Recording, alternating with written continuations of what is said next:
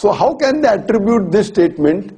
And if you read in context, if this has been mentioned 5 years before, in no way can you attribute this statement to 9/11. And that is the explanation I gave in the press release, that this was manipulated. And this can never be as an evidence. Because you cannot take a clipping from YouTube, which shows cuts in between. So I feel that this is no wise on the part of the UK government to take a clipping from YouTube and then attributing it to 2006 and then saying that I said this and I'm supporting Osama bin Laden.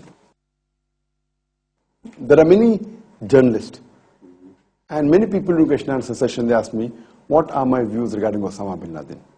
And I always say that I don't know. I cannot base my views on what BBC and CNN say. Because the Quran clearly mentions in Surah Hujurat, chapter number 49, verse number 6, that whenever you get information, you check it up before you pass it on to the third person. I cannot base my views on BBC or CNN, otherwise I'll have to say that he's a terrorist. So therefore, when anyone asks me the question, what are your views regarding Osama bin Laden, I say, I don't know.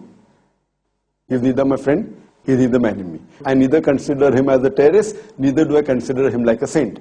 I'm neutral. I said, I don't know.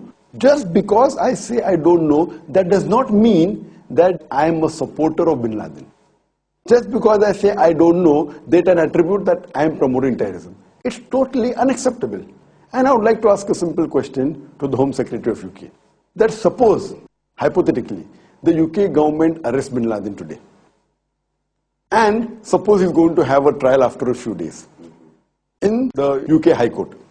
Before the trial takes place, if a journalist or if the Home Secretary, Theresa May, herself asks the judge who's going to take the trial of Osama bin Laden, what are your views about Osama bin Laden? Is he responsible for 9/11? Is he a terrorist? What will be the reply of that judge? What will he say? But naturally he'll say that let the trial take place. And only after evidence is posed and he verifies the evidence can he say, even though he may be the judge of the High Court or the judge of Supreme Court, in any country, he will give his verdict only after the trial is over. So similarly, because I have a large following, there are hundreds of millions of people who watch my program on different satellite channels, I have to be careful. Just because I say I don't know, and that will be the same statement given by the Supreme Court judge or by the High Court judge, I don't know. So that time, will the Home Secretary exclude the High Court judge or the Supreme Court judge from UK? So in the same way, I being a responsible citizen, I being a responsible person, I have not verified all the claims. And I'm not the judge. If any court arrests him and convicts him after proof, then there are chances. No one has arrested him. These are only evidences given. Now those who have the evidence and they are convinced, if they blame him, they have a right. I'm not objecting why are they blaming them. But why should I? So I, as a good Muslim who has not verified these claims, have not done research on it, the best reply a Muslim should give is, I don't know.